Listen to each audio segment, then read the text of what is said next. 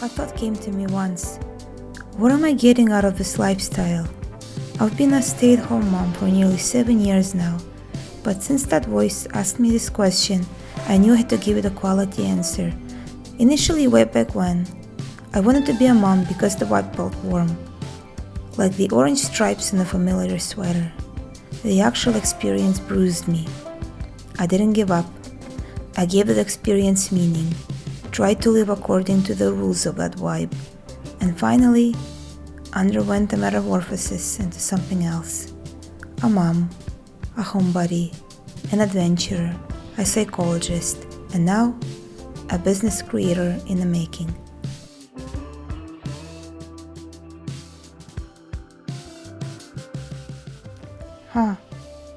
I didn't say that, didn't I? I guess I'm pretty traditional. I'm sure my videos so far hinted that, but I'm not the manual type. Traditions are there for two reasons. First, on a societal level, to preserve order by giving people roles. But there is a psychological layer there too. It's tied to our design, to our unique strengths and gifts. I would say that a woman who tends to the home, the love of her life and the children, and does so from the heart, is stronger than the one who just followed the manual. That's because the intentional one went straight to the source. No, she doesn't have to be that bread baking, sock knitting, homeschooling plumber. For she's free to outsource modern comforts to take care of herself and her interests. But she lives a life where a day of work, not rushed, not overstimulated because she's the one who controls it, makes her tired in a good way. So there she is, standing in a doorway, ready to calm the storm.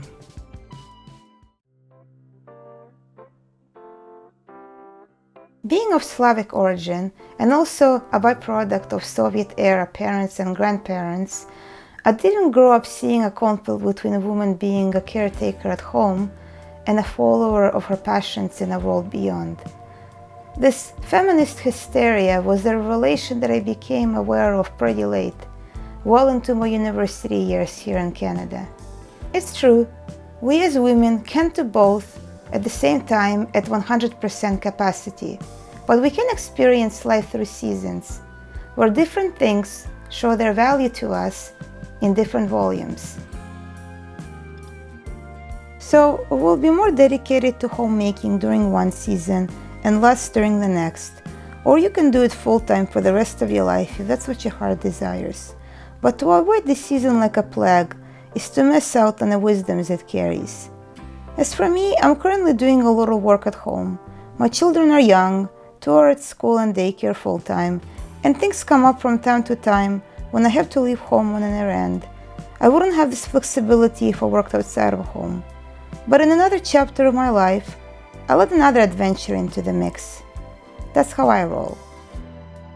My role model for this season of life is a female relative who decided to make homemaking the primary duty of her life.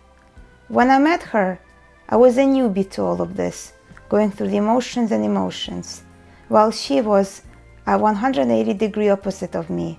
She absolutely thrived with those eyes full of joy and a voice full of warmth. I told myself, I want to be like her. And so it happened, with a bumpy path, scenery unchanged, just a different mindset.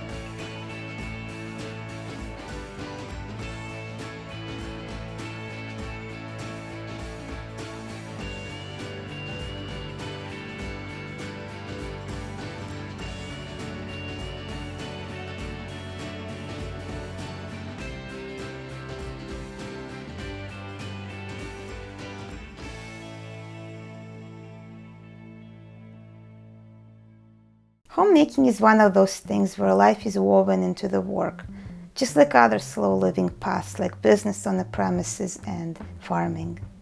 Most generic jobs don't have that, because they need workers who are committed to providing results for the company or facility, which requires you to run. The truth is, the world can be a cold and harsh place as it is, so it's nice when at least one person from the family provides that refuge from all the hustling and random relationships in a corporate environment. Sure, it could be a man while the woman works, and my husband supports this option in principle. But in reality, it's his job that provides the most stability and income. Plus, he's less talented when it comes to handling challenging moments with the boys. I truly appreciate what he has to go through every day and try to create an inviting environment for him to come back to. I love work. I'm a busy person every day, but I don't like the neurotic atmosphere in most of these workplaces, even when they're related to careers of our dreams. They suck most of our time and soul away. Here at home, where meaningful relationships flourish, and also private businesses, is where there's more guarantee for fulfillment.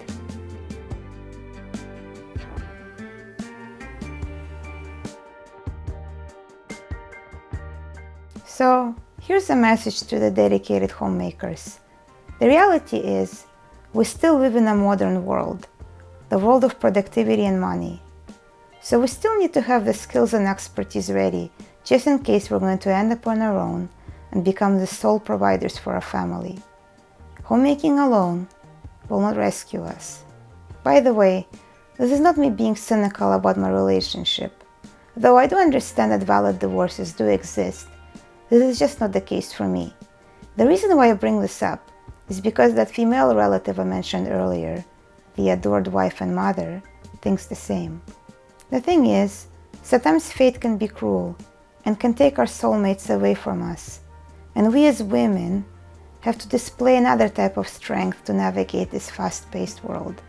And it just so happens that this world prefers candidates with some kind of recent professional experience.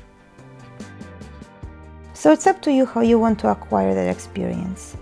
My way forward is a private business venture, though some kind of part-time work or ongoing volunteer experience will also help. We still need to build that experience and connections in the community in case we need to be warriors one day, or because we enjoy that work too.